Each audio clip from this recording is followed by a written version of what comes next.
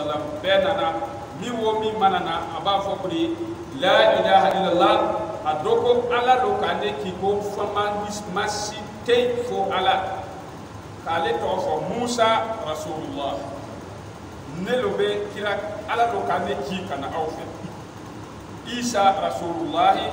Nuhu rasulullah bena kawati me o bena na mu ni islamaya me aslamaya bena salia me o tuma dafa ala ko jolo bena dafa Muhammad rasulullah sallallahu alaihi wasallam ni nana tafa madafa ni nana jili ya feka tafo ni fana nana jili ya feka tafo me ala nana fo ko kira Muhammad elo bena jili maka ka dunya be tar da fo sraya talila mi wo mi ki soro kono ne lo pa bi soro mi wo mi ki soro kono here lo here kalama mi wo mi ki soro ne lo kote donc am fana nana be hoteli la we dumay Muhammad rasulullah sallallahu alayhi wa sallam wala islam yayi ina fa kebe piasi bibulo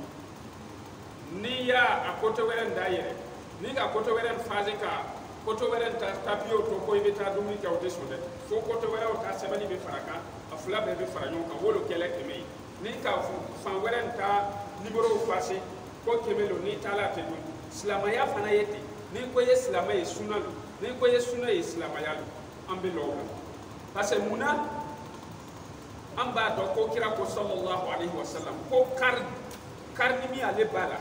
kira wati akona ale tala ale kofe karni san keme be na do halble o wati ka silama ya kan o kofe san keme wala be na do o wati ka silama ya kan san keme saba ale taani ko o kofe abebe na minanje ina ko am minanje lambi an sin be ta yorotei do yorotei amma lo be do yoromina ne ko be magaya ko be niye ne ko be magaya ko be niye fo e yere be sariya lo kalo ala yere tala sino ni ko kasalo da ka de na tugale ko la ra lo ibe lo ikeli wolo ba nabi asariya as-sunna huwa al-islam wal-islam hiya as-sunna ni sunna la ni ko kira lo kote kaba wallahi so sollicite doara wati lo kasul do aya fule an yere nye fe ya mi yere ma janya chema kira kofe mi unana katara o kofe kana fo alma malik nunu tabiu tede ahmad hadi abu hadifa alelo kala premier kira tanu ko ka sahaba ota a imatu sab'a karamo baba wolo vla tumbe be lu to ma bo ina fo alma malik nunu ta to bola nyamile donc mais alma malik nunu ta wati nana sey abu hadifa alelo kala premier o kofe alma maliki nana afana bara anana se wati do almam shafi'i abam so jigla almam shafi'i la waya soro sanfla aya la meka ede waya soro almam shafi'i sanfla afake sala katona bam fui tuto fantaya kodu fui tuto mais o wati sebe papio tutei folo do be sebeli ke komi amba fo wala ha do be sabali kale kan ka to ka kala ke don doni miu ka fsa doni ulu be fin do soro comme papier ne alma maliku do kala ulu ba sabe ka kala mais asavi ka bam so ka ta ka bla kofe ka kola kana gigi kala yoro la ka bla kofe ne ayi sababu flete anana bla kofe mike ni alma saban be den tumbe kala ke ka sabali ke kine gwela alma maliko don anga mi kala bini iba yira bafle aba kala nana na tlawla aba bloketi kata turu kata na tlawla aba bloketi kine be na wallahi ala ku ka billa nula mais malgré tout ça ni be ko fe u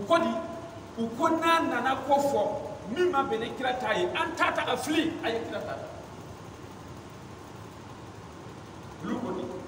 ni anka loni be nanka hakilitia be na fin fomi ma bene ala kira tayi abe anta takafili abe kira tata sallallahu alaihi wasallam ni lo ka torobi wallahi aba flekanya kira Muhammad sallallahu alaihi wasallam na tumana islamai anta islamai ku ni Muhammad sallallahu alaihi wasallam tumana anta silamayatina mais ni Muhammad bin Abdul Wahhab tumana silamaya be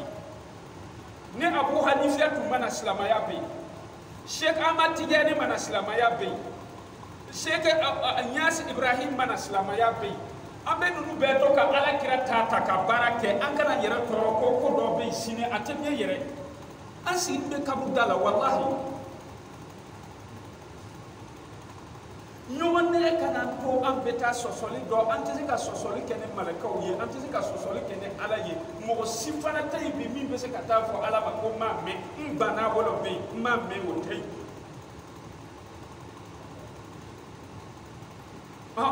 shia ofle ayeto shia kira na taba ni Muhammad bin Abdul Wahhab ambe bi wele wahabia ni Wahhab tumana dina tumbe anga Sheikh Ahmad Tijani na tumana kira na kabadina bay donc Allah no be miula olu yera ko ne otama bene kira taye ambe ota flika kira tata donc ante se ka dibeto kana nulu tata na ma bene kira taye parce que olu ku yera dini ala fe ka ko to ambolo sisa na ko na le ko ni ne nanani mi gafa ko etala gafa ni yugu kata soro ani kira ta mabe ko ibenta bla ka kira tata ile don ka gafa yala ka kira ta hadisa be fle ka qur'ana be fle karmo be wajulula o madele ka mi foye itala uta ko ka salo kote ka soro ka sa to ko ni tar mabe ne kira ta ye tabla kata kira tata lara lo ebe se kata lo ale ti yan ko tumba de sala ni ba wuniga lara lo ebe se kata lo ati ko fe kuntum beni kata abole sira lawa kasora ka yere nyini ya na bisa abe ba masinde musella bo sella abana amabade ko kema ko balo bambolo sini bolo sini bise ala kan deme kanya muna ne mo sala ka ba mi be ate so ambaye nan tumbaye wallahi kema mba site sanama keslamaye ni ala tumbe so ne mo sala ka ba la halabi be ambaye anyana site sanama keslamaye wala ala ya ko ma ko ya ayyuhallazina amanu taqullaha haqqa tuqatih wa la tamutunna illa wa antum muslimun bambade yani be sabe keslamaye kana de ni ma keslamaye kana ito nyogon be mi wolola maka kono kira yere ka fade bew mi bena jena jahannama la sini kira yere ka komo etede ala kira sallallahu alaihi wasallam akwata de muso fatima tuma hey wuli ka baraka de ala batu ka yade kasera lo ko fa kelo beni